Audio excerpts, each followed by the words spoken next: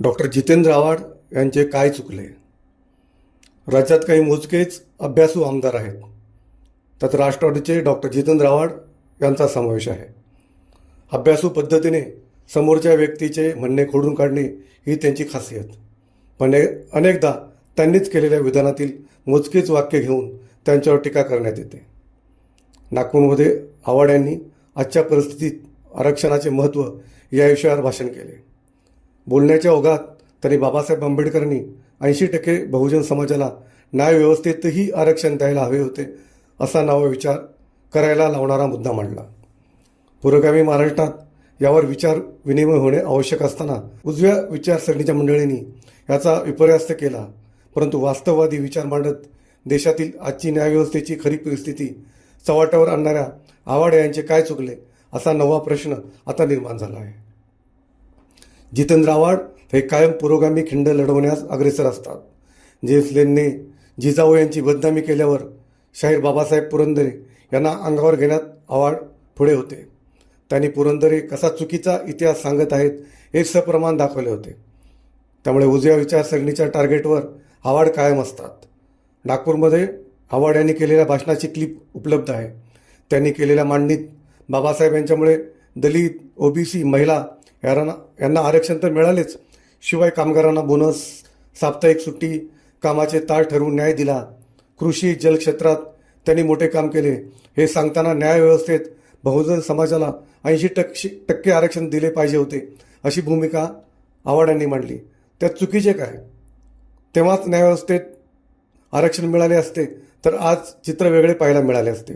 नव्हे तर देशातील दलित, ओबीसी आणि पददलित समाजाला न्यायासाठी जास्त काळ वाट पाहावी लागली नसती असेही आव्हाड यांना सोचवायचे असेल.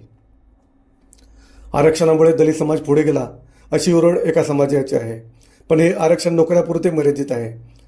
देशातील सर्वोच्च न्यायालयापासून कनिष्ठ न्यायालयापर्यंत किती दलित न्यायाधीश आहेत याची आव्हाड यांच्या विधानानंतर विचार करायला हवा. मी ओबीसी असल्याने काँग्रेस मला त्रास देते असे मोदी नेहमी म्हणतात, पण न्यायाधीश निवडीच्या वेळी आडनावे पाहूनच बढती का दिली जाते याचाही कधी ना कधी साकल्याने विचार केला पाहिजे. तेव्हाच देशात रामराज्य आले आहे, अमृतकाळ सुरू झाला आहे अशी अभिमानाने बोलता येईल. आव्हाड यांच्या वक्तव्यानंतर देशात किती न्यायालय दलित, आदिवासी आणि ओबीसी न्यायाधीश आहेत यावर नजर टाकली पाहिजे. राष्ट्रीय अनुसूचित जाती आयोगाचा एक अहवाल काही वर्षापूर्वी प्रकाशित झाला आहे. त्यामध्ये त्यांनी न्यायव्यवस्थेतील जातीनिहाय आकडेवारी मांडली होती. करिया मुंडा यांनी सादर केलेल्या अहवालामध्ये देशातील हायकोर्ट आणि सुप्रीम कोर्टात दलित प्रवर्गातील कर्मचाऱ्यांच्या प्रतिनिधित्वाची संख्या निराशाजनक असल्याचे नमूद केले आहे. त्यामध्ये त्यांनी असेही म्हटले होते की मुंबई आणि दिल्ली हायकोर्टात कर्मचारी नियुक्तीमध्ये आरक्षणाचा मार्गदर्शक प्रणालीचा वापरच करण्यात येत नाही. तसेच इतर ठिकाणीही अशीच अवस्था आहे असेही त्यांचे म्हणणे होते.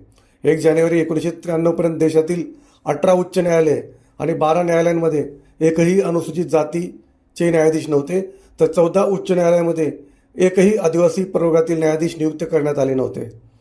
5 मे 1998 पर्यंत उच्च न्यायालयातील 481 न्यायाधीशांपैकी फक्त 14 अनुसूचित जाती तर 5 अनुसूचित जमातीचे न्यायाधीश नियुक्त करण्यात आले होते. सन 2011 मध्ये 850 पैकी केवळ 24 न्यायाधीश हे अनुसूचित जाती जमातीचे होते, तर 14 उच्च न्यायालयात एकही न्यायाधीश अनुसूचित जाती जमाती प्रवर्गातील नव्हते.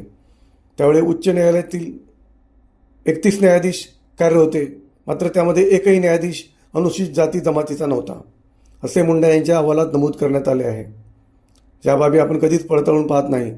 MIMचे खासदार ओवेसी यांनी यंदाच्या पावसाळी अधिवेशनात हाच प्रश्न संसदेत विचारला होता.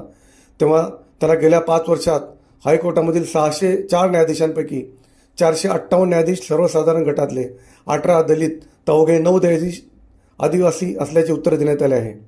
गेल्या 75 वर्षात भारताने विविध क्षेत्रात प्रगती केल्याचे सांगण्यात येते, पण आदिवासी सामाजिक न्याय मिळण्यासाठी अनेक जण वंचित राहतात. न्यायालये हीच पीडितांना न्याय देऊ शकतात, पण त्यातही न्यायव्यवस्थेत असणारा जातीयवाद दुर्लक्षून चालणार नाही. त्यामुळे फक्त आव्हाड नव्हे तर त्यांच्यासह सगळ्याच पुरोगामी विचारसरणीच्या लोकप्रतिनिधींनी याबाबत आता निर्णायक भूमिका घेण्याची आवश्यकता आहे. कसा वाटला आजचा विषय हे कॉमेंट करून आम्हाला नक्की कळवा. नेत्यांचा खबऱ्या हे आमच्या चॅनलला सबस्क्राईब करायला विसरू नका. भेटू उद्या नवा आगळा वेगळा विषय घेऊन. धन्यवाद.